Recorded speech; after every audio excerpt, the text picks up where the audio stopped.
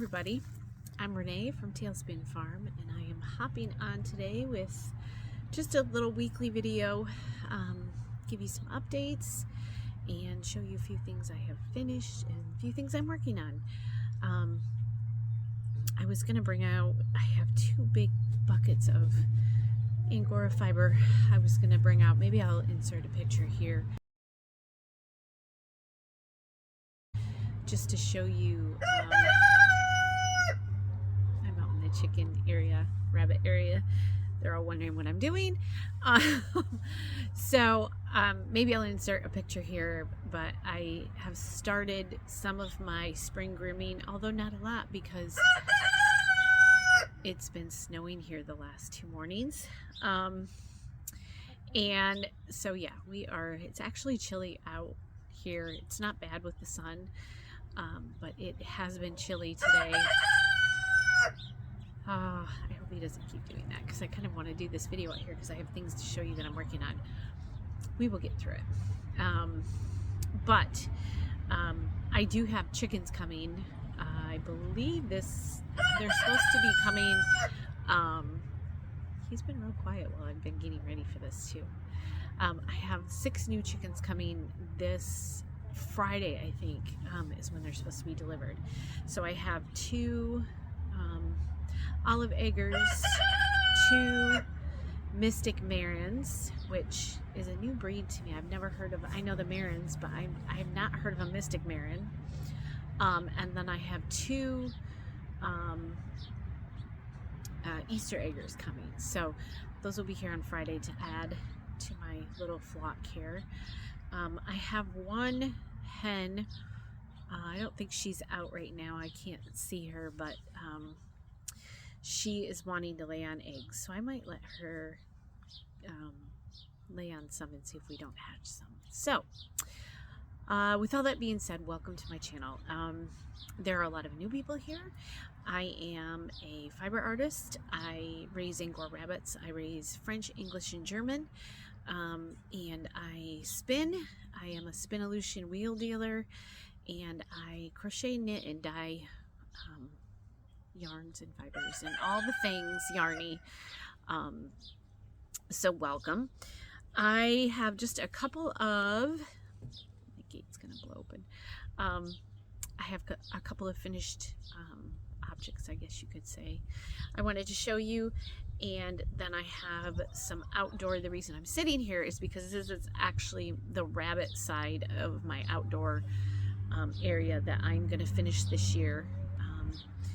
And so I wanted to show you, give you an update on that. So let's jump into it. I don't want to sit here too long because it is chilly out and I may have to pause this and go get my coat. But one of the things that I have finished recently, and I don't think I showed this because I just finished it within the last week or so. This is from the Crafty Housewife Yarns Braid of the Month Club. So I get these braids every month and they switch out what you're getting.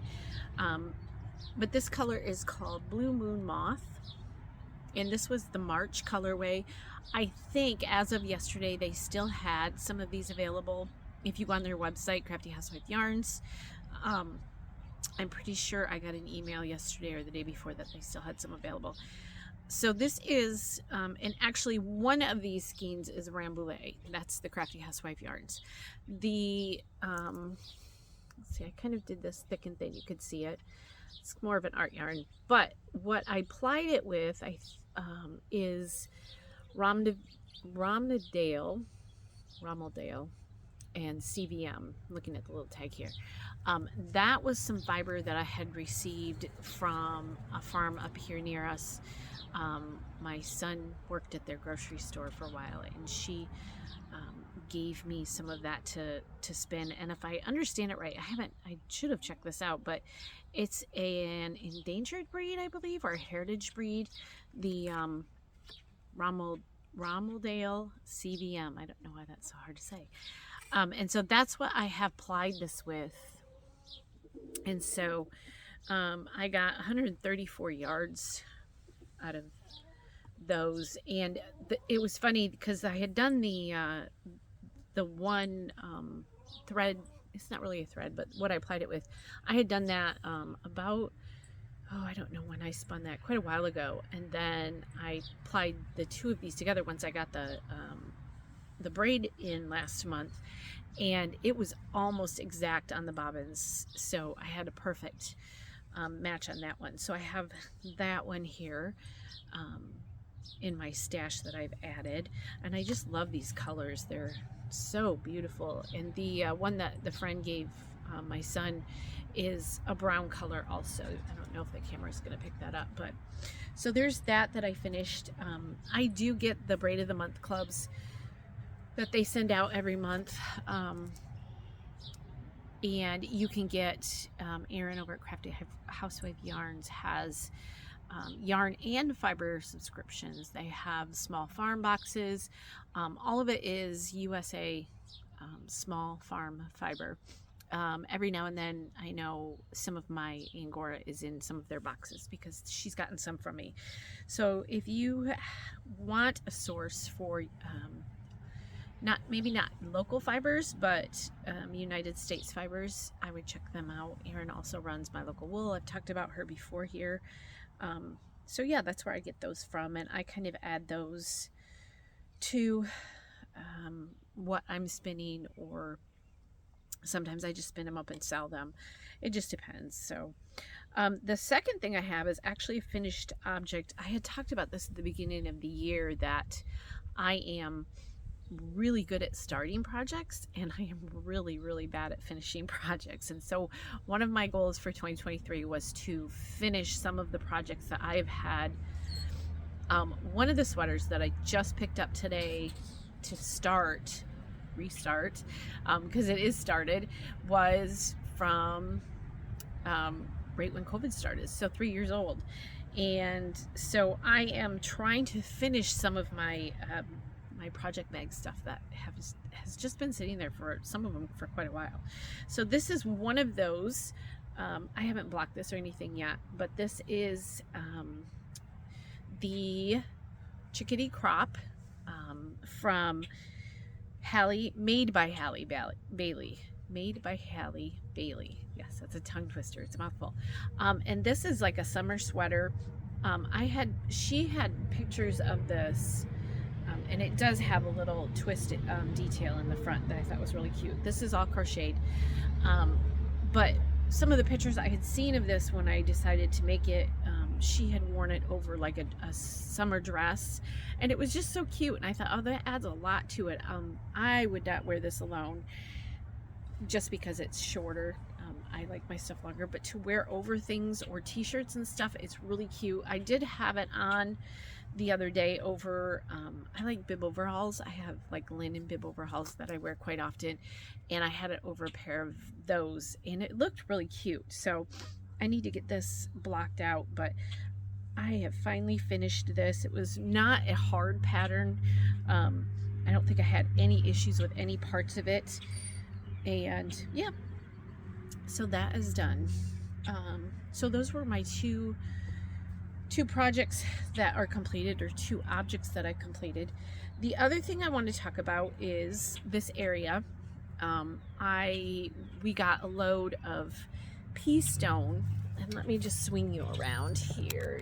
You can see the ground is just, there is some grass back over here, but most of it's just from pine cones and stuff. There's a huge, I gotta get you placed back, huge pine tree right here, and so that covers, that's why this is such a great area. It covers the entire area here, except for that area down there where there is grass growing. And so rabbits are great diggers, and so I didn't want to leave it just like this and try to, last summer I used this area for, I would bring out 2 or 3 boy rabbits or 2 or 3 girl rabbits at a time every day and let them just hang out while I was out here. I didn't feel comfortable just leaving them out here. There isn't really a shelter. I do have like an overhang thing back here, and I have wood to make another one, but I also didn't want them digging out of here. And so we got a load of pea stone yesterday that I just finished a garden that we created with raised beds and pea stone in between. And so I spent most of yesterday and this morning finishing that off. And so I'm kind of done today. I'm trying to pace myself because there's like a million things I would like to do this year with this place, now that we've been here a year. But there's only so much time and there is only so much energy that I have. So I have a pile of pea stone sitting out that I need to bring in here and spread out. I'm thinking it should cover a good layer out here on most of this ground, and that will pretty much, I think, we'll test run it. I don't know for sure, but I think that's going to stop a lot of the digging if it's deep enough. And so this is still a work in progress. So hopefully this will be a colony area here coming up soon. I would like to try 2 or 3 rabbits in here at a time, and just we'll see how it goes. So my goal is to get that done by this weekend, get the rest of it. Probably tomorrow I'll finish that off. And so one of the things I was going to put out here, I was going to put Uncle Dutch's Farm, I think is the name of the YouTube channel, did a really awesome, she made cages out of Closet Mate pieces. So like the Closet Mate shelves and all of those things. She has I'll try to remember to link the couple of videos she has. They were ingenious. They were amazing cages. And I was going to work on some this winter. I got you use pig rings, and there's a tool that you use, and she clamped them all together, and that's how she made the cage. And they were really, really neat cages. You could make them essentially as big as you wanted. And then she stuck them. This is the one thing that I had not thought of. I have T-posts here, and they have the lips that the cages, you can sit them right in here. And so I'm like, oh, that's a great idea to raise a cage up off the ground outdoors. You bury them and then put the cages on there. And so I was going to try making one of those this winter. And I went to Menards, and I don't know, her videos are at least 2 years old, maybe 3, I think. And once I priced out, they've gotten so expensive maybe in the last couple years. I don't know. I didn't price them early on, so I'm not sure if that's changed. But to get the pieces you need to make a cage that she made, it ended up being like $200 or $300. And I didn't want to spend that much because I can get some of my nicer cages that I have bought before come from Bass Equipment, and those are, I don't know the exact amount, but they're under $200, and they're good size cages. And so I decided not to do that, and so my brain has been rolling on how I can make this happen without spending so much money on cages. And I realized I have 2 cages that I'm not using right now, and they aren't in tower. When you talk about a rabbit cage tower, it's where you've got 3 of them usually, with sidebars holding them up. And so I have 2 of just these big metal. Let me turn the camera real quick so I can show you. They are these. They're just the regular cages, and these are big ones. I have 2. These are I think they're 36 by 30,